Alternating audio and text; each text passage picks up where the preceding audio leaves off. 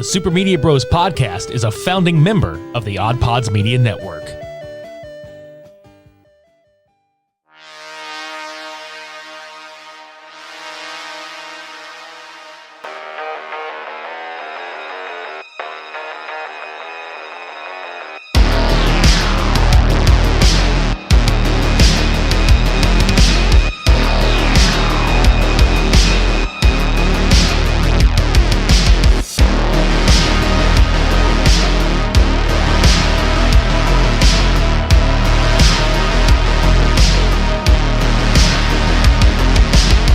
Our Father, who art in hell, unhallowed be thy name. Cursed be the sons and daughters of thy nemesis whom are to blame. Thy kingdom come, Nema. Welcome to the Super Media Bros podcast, where two best friends give comedically informative takes on movies, music, pro wrestling, and much more. I'm Richie. Spooky Media Bros 2023 rolls on with a music review. This time I'm going solo. This being spooky season and all, I thought this would be a very appropriate album to talk about. It's actually my very favorite album from this band. The album in question, Opus Eponymous by Ghost. The congregation, aka the fans of this band, usually call their albums Sacred Psalms. This Sacred Psalm was released on October 18th, 2010 on Rise Above Records. It was actually released in North America on January 18th of 2011, and then in Japan, April 6, 2011. It was produced by Gene Walker, which was one of many aliases, if you will, used by the frontman of the band. Most people call him Tobias Forge, which he has gone with in several interviews, but in his country of Sweden, it's actually Tobias Forge. So if you hear me calling him Tobias, that is exactly why I'm calling him that, because that's how it's pronounced. This being my favorite album from the band, I am honestly hoping I do it justice. So I know there are people out there listening that are huge fans of this band. As am I. I'm a huge fan of this band.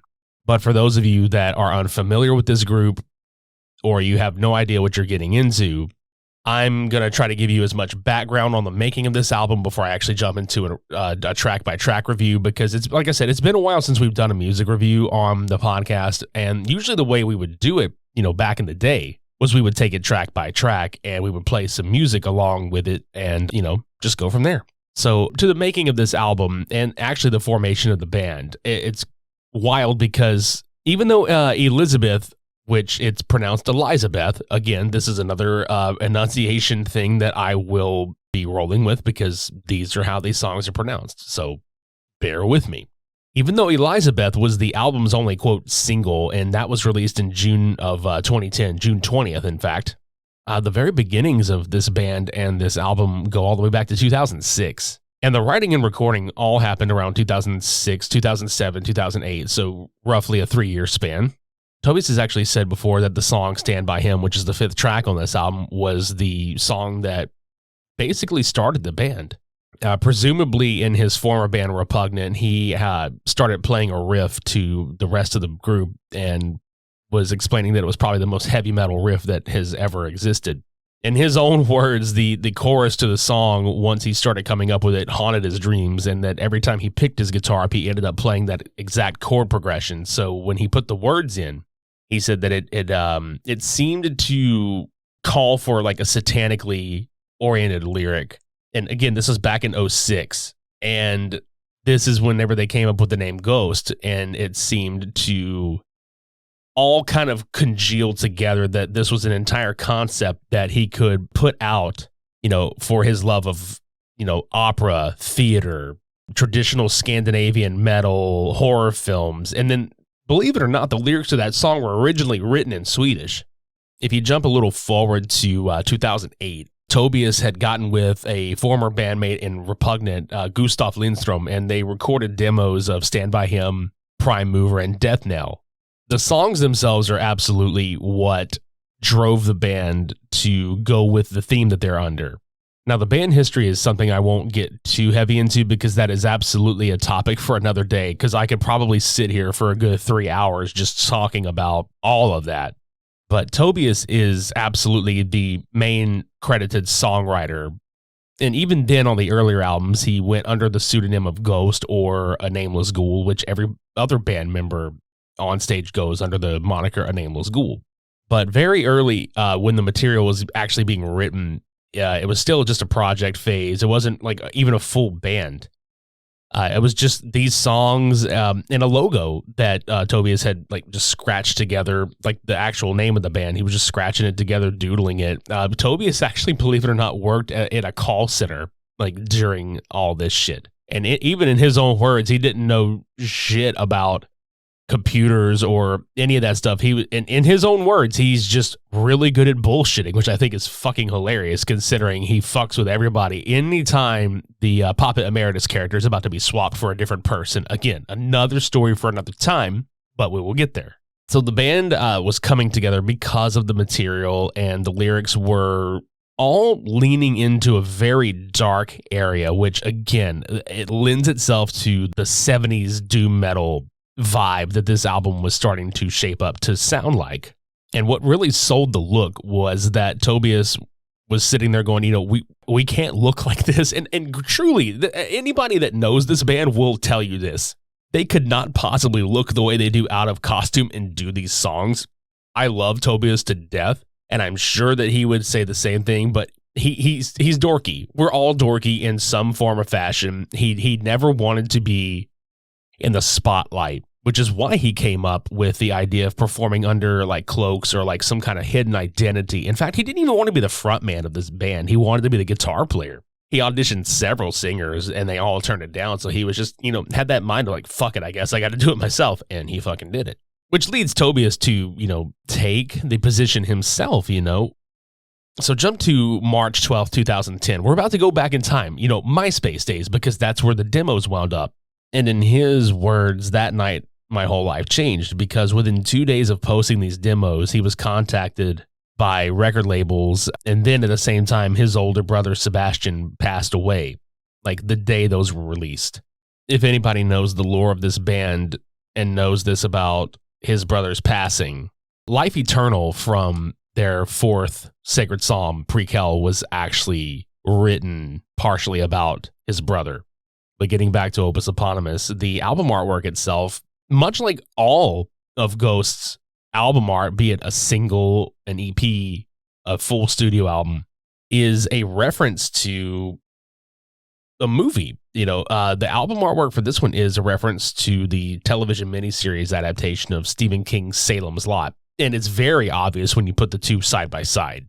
And I know that this album is not a lot of people's cup of tea for various reasons, one of which being the sound quality, which was absolutely a choice, mind you. The sound quality had to do with where they recorded, how they recorded it, with the instruments they recorded it with, and also the fact that they were being driven by a very 70s doom metal sound, which doom metal, for a lot of people, they think, you know, specific things, but doom metal back then was very dark, deep, melodic, clean vocals, believe it or not. Not a lot of dirty and screamy, throaty vocals, very clean and melodic. To me, this album feels a lot like Merciful Fate, Black Sabbath, you know, things like that. The guitar riffs are very amazing.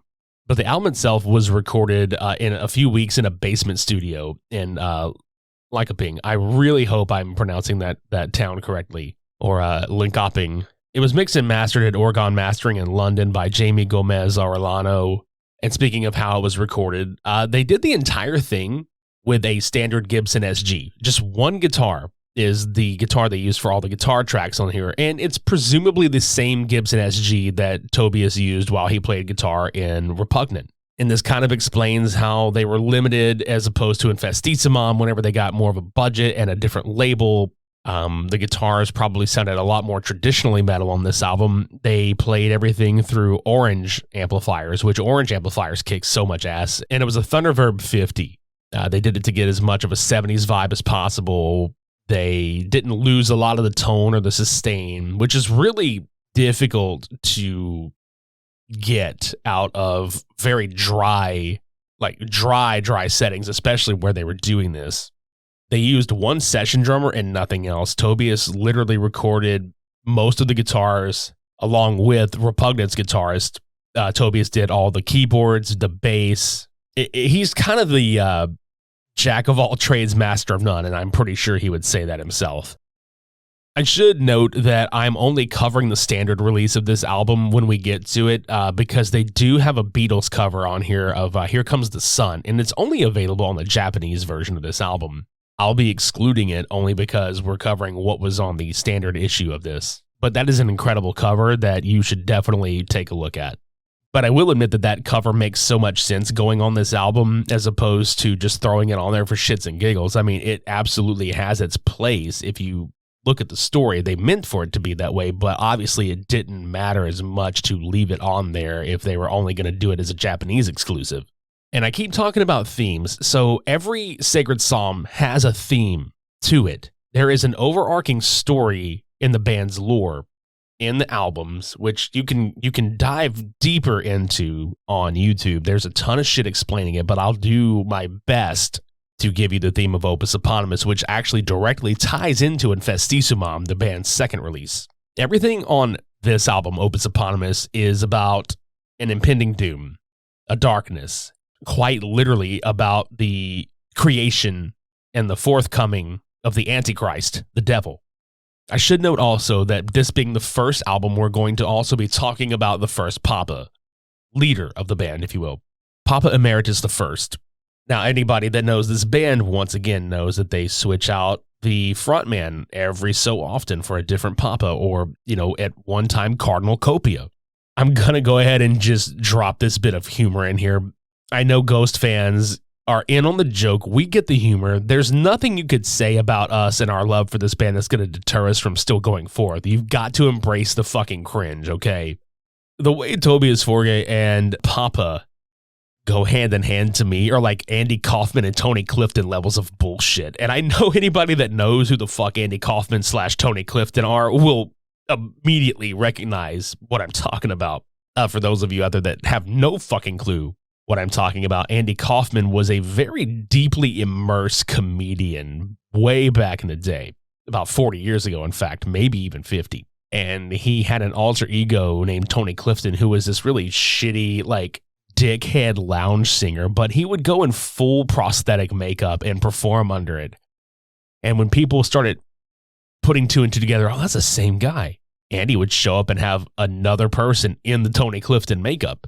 So it was pretty goddamn hilarious, actually. But anyway, during live performances with the band, he usually performs as the Papa Emeritus character, which did not actually originate, supposedly. I have to say supposedly or allegedly because reasons. It supposedly did not originate with Tobias. It actually originated from a completely different person.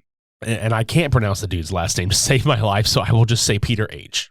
He's also a former bandmate of Martin Persner, who is a former band member of Ghost. This person claims to have designed the character in 2005, way before Ghost ever formed. He never performed as the character and had agreed with Persner to let him use the character for Ghost as a band. That's kind of the long and short of it. There's also a direct correlation of Peter granting Tobias permission to use the character. But there's way more to that you can absolutely read up on, so do with that information what you will. But this was the first iteration of a Papa Emeritus figure. And he's one of my favorite Papas. In fact, he may very well be my number one favorite because I don't feel like this one gets enough love. This is, of all the Papas, we call him Primo or Peepaw. I know a lot of people out there are just like, why are you giving him names? Like a lot of elitist people are like, what do you give him names for? Because it's fun. That's what you're supposed to do with this shit. You're supposed to have fun with it. And the reason we call him Peepaw or the old bastard is because he's fucking old. He's supposed to be this fucking old guy in a pope robe, a satanic pope robe doing all this shit. Dare I say he looked metal as fuck. He's probably the most metal as fuck Papa that this band has ever had. And it's very interesting as to how the costuming for this Papa had come together.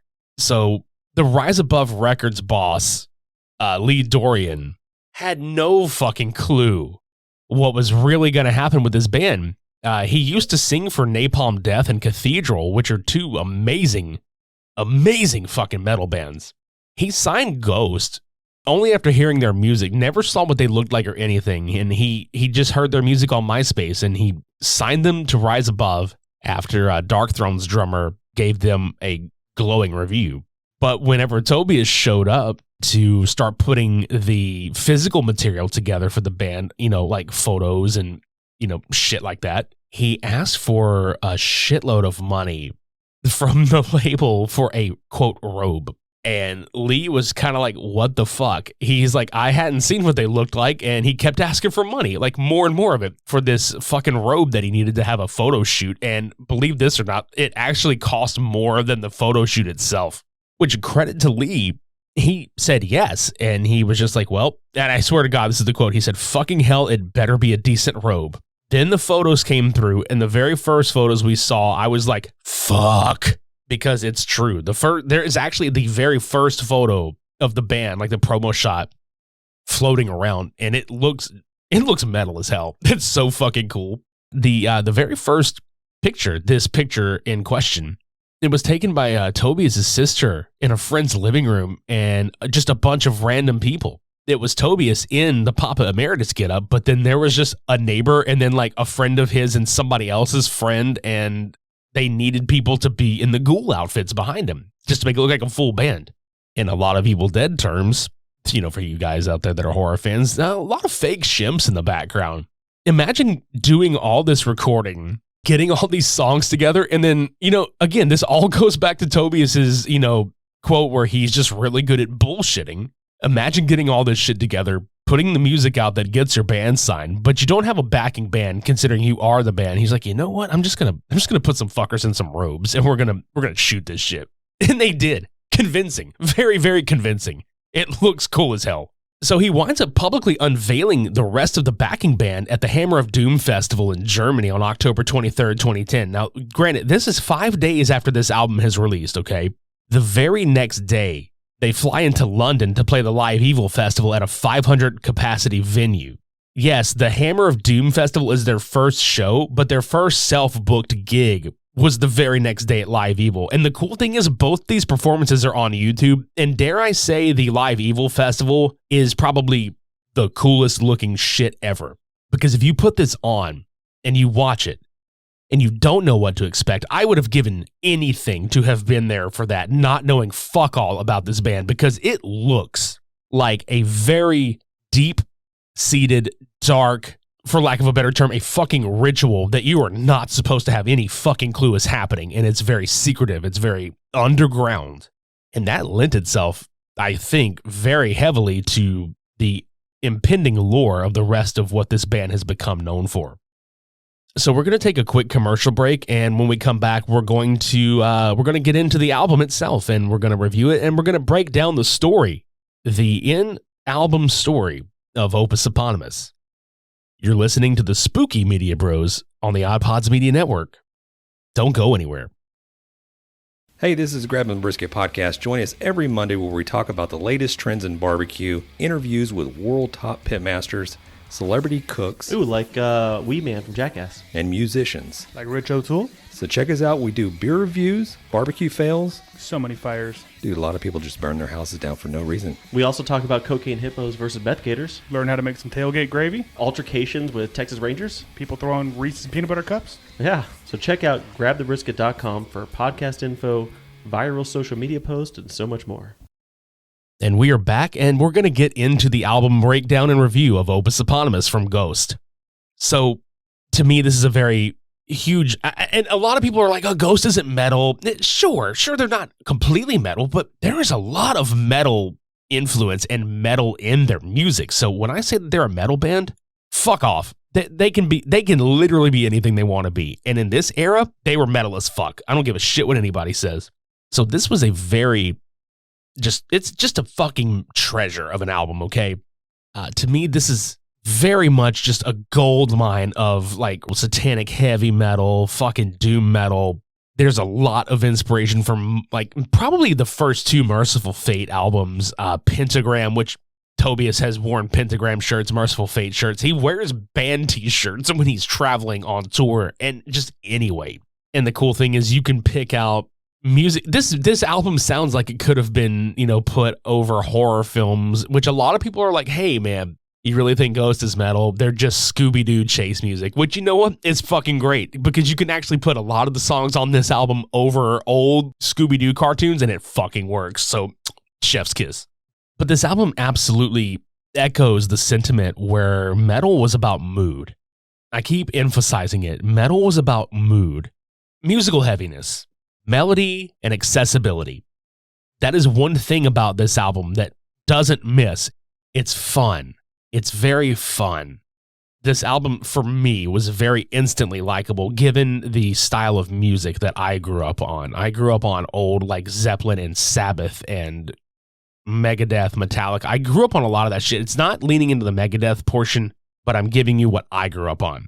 I also grew up on stuff like The Cure, which, again, nothing to do with this, but it just shows you, like, that was the time that I was taking music in. So this album resonates a fuckload with me.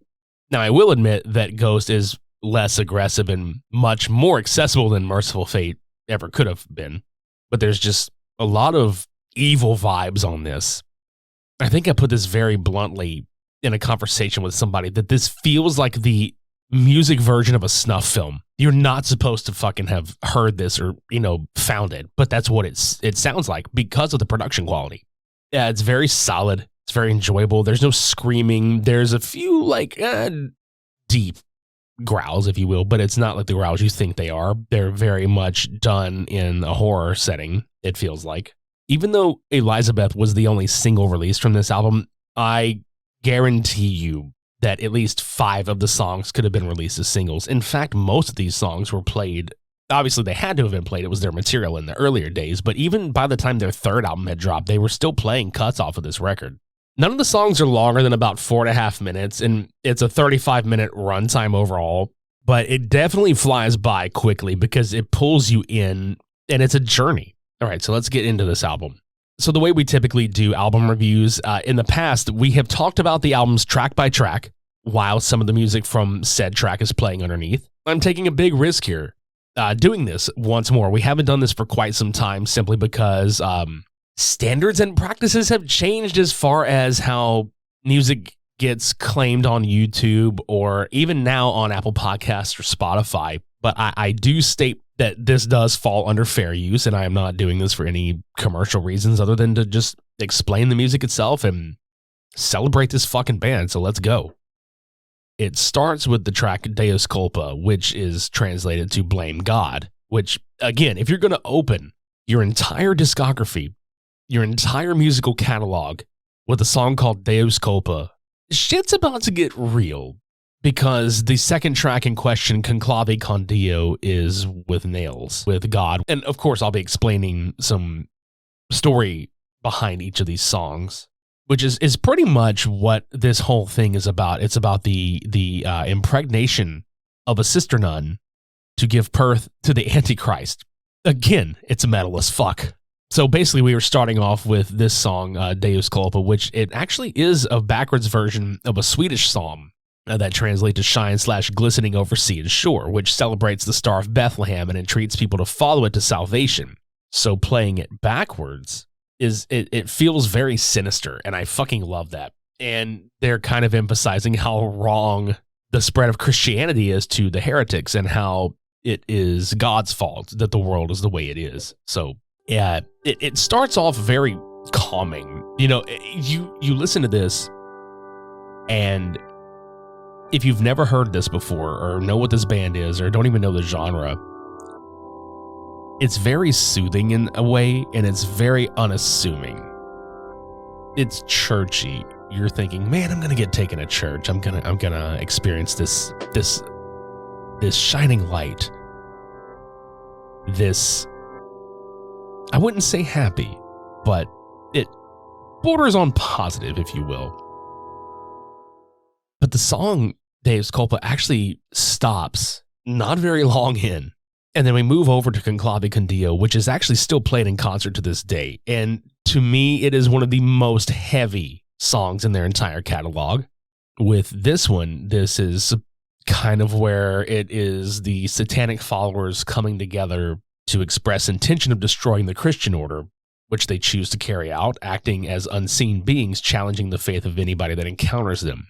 Their hatred of Christ is demonstrated through the lyrics, smear the smudge and bleeding palms, and it wipes away the divinity as symbolized through the stigmata. So, I mean, again, I swear to everything that we're getting into some fucking shit here, all right? This is like a fucking musical horror movie, and God, I would love to absolutely see a lot of this shit done as film someday. It could be done. You could probably take all of this band's discography and take the lore from it and make it a fucking series. So how do you not headbang to Conclave Condio?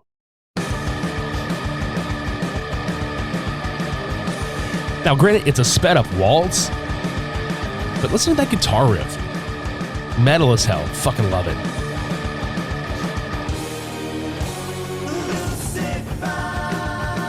And when the first lyric is Lucifer, we are here for your praise. Dude. Like, you know this shit's about to get fucking real. Again, that song is very much still played at shows, and people lose their goddamn minds when it happens. In fact, I want to tell a quick funny story that I believe I forgot to mention when I gave our review of the Re-Imperator from earlier this fall. There were 5 gentlemen seated behind us that were very much not aware of Ghost whatsoever. They came for Amon Amarth, and when Year Zero came up, they actually left, like hearing everybody chant the opening, choral arrangement for that. But when Conclave Condio started, and the red lights hit, and the thurible came out with Papa, and the middle prayer of Satanas, we are one out of 3 Trinity happened, they kind of started getting legitimately flipped out. So I think that shit is hilarious because it is very much an act, if you will, but the way that this band presents it is so well fucking done that they're making people that had never seen them before, even in 2023, be like, what the fuck? So, which leads me to the next track, Ritual, which I feel like Ritual is probably the most popular song on this album, which they still play Ritual live, and people lose their fucking mind because, again, it's definitely a 180 from Conclave Condio if you get into the chorus of the song, but the actual song itself has such a great guitar riff to start it. And in this song, the followers aforementioned in Conclave Condio are further establishing their cause and trying to, quote, procreate the unholy bastard, which is a lyric in the song.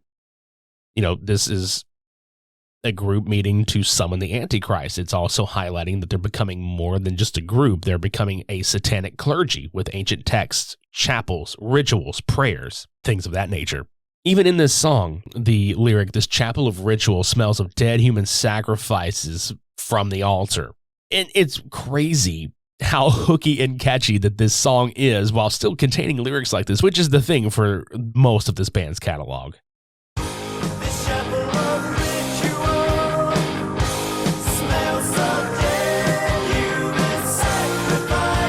Have fun not singing along to this, okay? Legit. Have fun not singing along to this goddamn song.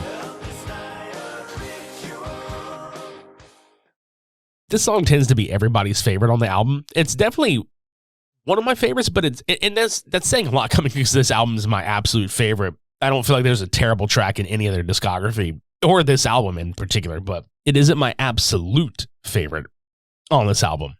Moving on to Elizabeth, which is also akin to how Christians idolize miraculous holy people. And in this setting, the clergy are kind of idolizing earlier devilish figures like Elizabeth Bathory, who had, legend has it, supposedly would kill and bathe in the blood of virgins to remain young and to appear young, and this story has been told countless times in several different mediums, but the way that the lyric, "You're still alive, Elizabeth," is portrayed is basically like, she's dead, but the beliefs and the actions live on through the clergy and through the people that worship these people. And it's sad to say, but Tobias can no longer sing this song live. It's actually out of his vocal range, and it's a travesty because this is actually a very great fucking song live, but I do get coming from, myself coming from a choir background and coming from a singing background, you cannot overdo it. Maybe he can sing this song here and there, but to do it night after night after night after night on shows and tours that range anywhere from like 70 to 140 shows, like, holy shit, you're going to kill yourself doing that. But I still stand beside the fact that it's a fucking excellent song.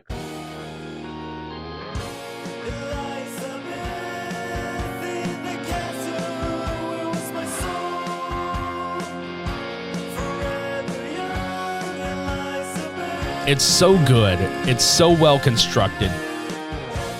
The harmonies are really well done. There's even a key change towards the end of the song during the chorus. And as far as the composition goes, I feel like it's very underrated in the rest of their discography. It's an extremely underrated track. And again, it's a damn shame that they can't do it live anymore. And now we're going to move on to Stand By Him, which I mentioned in the front half of this episode is basically it's the beginning of the band. The guitar riff is what started this whole fucking thing off. In Stand By Him, it's the clergy basically seeking followers, particularly women. And they kind of highlight the violence of the church against people that stand against them. And they focus on witch hunts. There's actually a line from Malleus Maleficarum, and it regards the quote, wickedness of female sexuality and how as long as you stand by Satan, you will have revenge on the church. And that line happens to be, all witchcraft comes from a carnal lust, which is in women insatiable. And the way it's said in this song is very evil sounding, and it's cool as shit.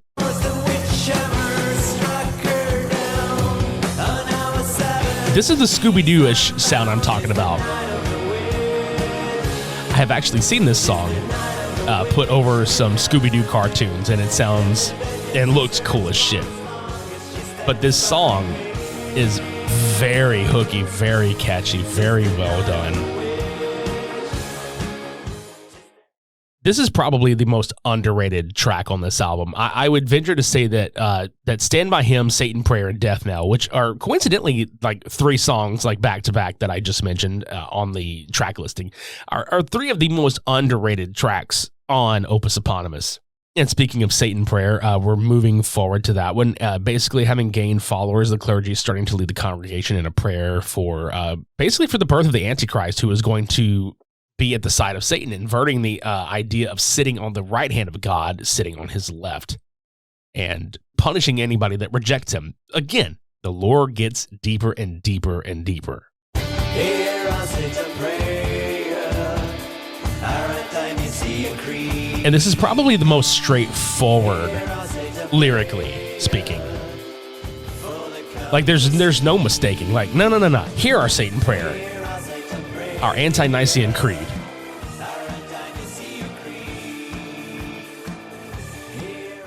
The song itself is very cool. There's some awesome sounding synthesizer shit towards the end of it that gives it this otherworldly feeling. I feel like with that, they were trying to convey, like, here's the audible experience of feeling this prayer actually take shape, come to life, come true, if you will. And then it leads into Death Knell, which a knell, Knell, is just a fancy goddamn word for bell or chime, if you will. And that's another running theme throughout Ghost, is hearing the chimes, striking the death knell. The chimes are mentioned here. They are mentioned in Square Hammer, and they're again mentioned in Dance Macabre way later. And those are albums that happen way after Opus Eponymous. So this is where you get the initial chime. Hell, they even have a bell in the background of the second verse of the song. But with this song, it feels like this is where the ritual chamber is to represent the faith of Satan, with the upside down inverted crosses that they mentioned in the very beginning. And this is the part in the album where the woman is brought in to be impregnated with the Antichrist, as evidenced with the "As Victor Reaches Womb" lyric. And this is supposed to mark the end, or the beginning of the end, if you will, of Christian rule, so that the death knell is being rung to announce this. And I don't care what anybody says, this guitar riff is fucking metal.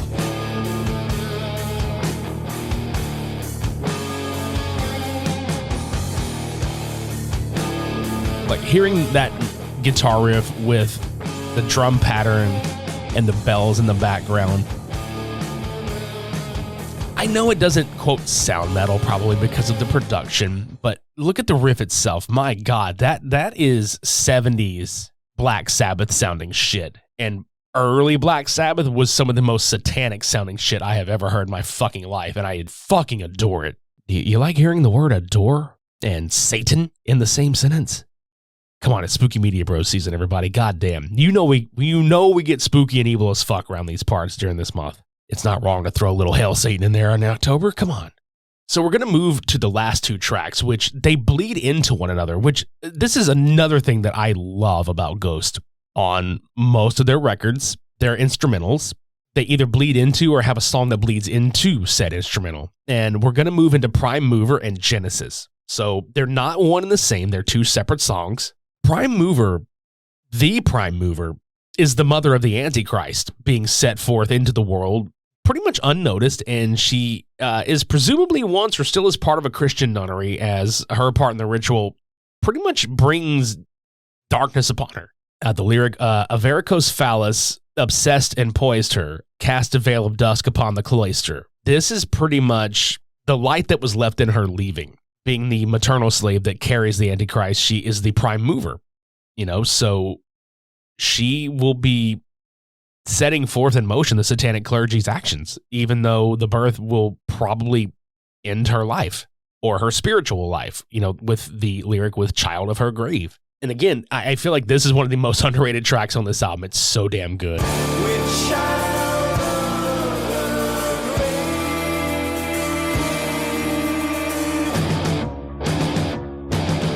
It's insanely good. It's insanely fucking good. And I seriously encourage anybody out there that's hearing this podcast to please check this album out once you're done and just give it a good front to back listen. There aren't any skippable tracks on here, and that's not me being biased. I truly feel like this is an unskippable album. I can't listen to this album and just hear one track on it. I need to start it, and I need to finish it. For me, that's how I know something is good. If you can capture my attention in the very beginning and you don't let go of it until the end, and then I'm still wanting more, you've done a fucking great job on an album. So let's lead into Genesis, which, in my opinion, is probably Ghost's best instrumental track. And it's a song that signifies the coming of the Antichrist. Basically, it's supposed to draw in followers of the faith and represent the spreading darkness across the world. And with that in mind, it 100% sounds like this. It's once again a sped-up waltz. The guitar work on this is really fun. There's a lot of dual harmony guitars towards the end. The bass having like a constant triplet rhythm going with the drums.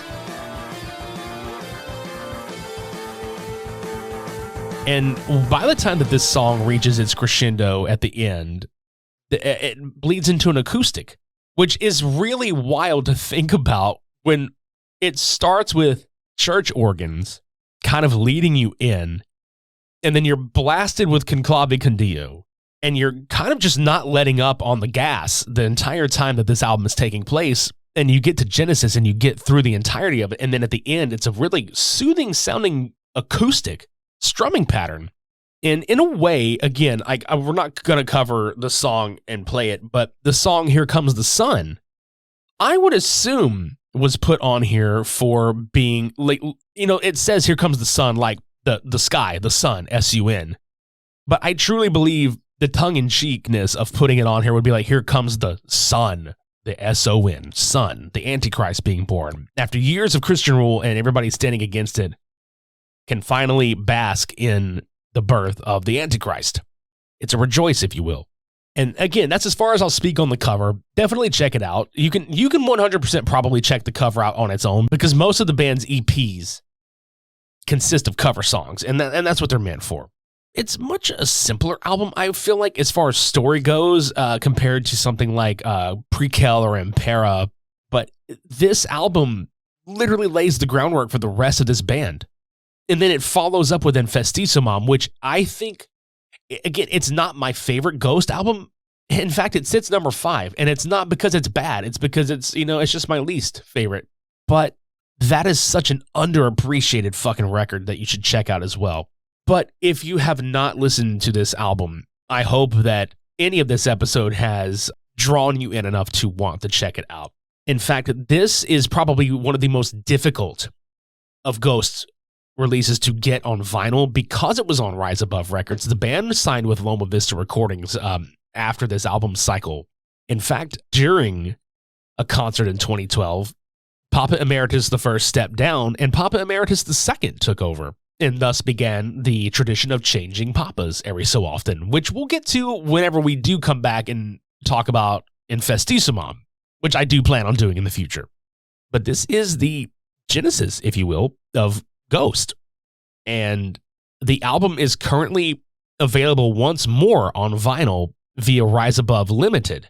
It's another imprint of Rise Above Records. They did a 500 copy pressing. They may have done more, but when the initial release was announced, it was a royal blue variant and it was limited to 500 copies. And it is a repress, and it is a legitimate repress because it's very difficult to come across vinyl that's rare. And people are like, oh, this is repress, and it's not even an actual pressing. It's not officially released by the label or the band. I did get my hands on it finally because most unsealed copies of this album in several different variants go anywhere from like $80 to $100 to $200. I've seen it. It's fucking wild. But if you can get your hands on it, it's $30 right now. You can check out Rise Above Records and try to get it through them, or do what I did. Go online and order it and support local businesses and support your local mom and pop record shop. I hope you guys enjoyed this review. I hope I did it justice, and I certainly can't wait to talk about more of this band's music in the future. They are my absolute favorite band. I have a bunch of favorite bands. This one is definitely up there. As a side note, I do want to talk about something I did here. I heard this album was once pronounced by a third party, and it was pronounced Opus Eponymous, and I wanted to fucking die because, oof. just throwing that out there as a little short story. I don't really have too much else to say on the record, so I'm going to bounce into the closing of the show, and hopefully you guys will check out more episodes in the future. So if you want to do that, visit supermediabrospodcast.com for past, present, and future episodes. Check out all the other shows on the OddPods Media Network by visiting oddpodsmedia.com. Subscribe to us on YouTube. Follow us on social media. Leave us a rating and review at Apple Podcasts, Spotify, Good Pods, and Podchaser, especially if you enjoyed this episode. Go and talk about it in particular. I have to shout this out because it's a lot of fun. If you like shit posting, I know a ton of motherfuckers out there do. If you like shit posting and you love this band, you know what Gonst is. If you know what the fuck this band is, and you follow it closely, you know what Gonst is, okay? Gonst was a supposed tweet on the band's official Twitter account. It just says Gonst, Gonst, and it was quickly deleted. And that started an entire fucking joke on its own. So if you like Ghost and you like shit posting, shit Ghost, if you will, please come join Gonst Posting on Facebook. It's a group that I help admin, and we have a ton of fun in there. It is a place to celebrate the band. It is a place to celebrate yourself. It is a place to celebrate humor and just be silly and just be goofy and embrace your cringe and all that. So please come check us out. We have a lot of fun there. Come back on Halloween night. Spooky Media Bros traditionally closes every Halloween. So we won't be releasing on the Saturday. We will actually be releasing the final episode on a Tuesday. To quote M. Bison from Street Fighter, for you, it was Halloween. For me, it was Tuesday. Okay, that was really stupid, but you get the idea. Come back on Halloween. We will be reviewing the Five Nights at Freddy's movie from Blumhouse. Super excited about this. Have been excited about this for a long time.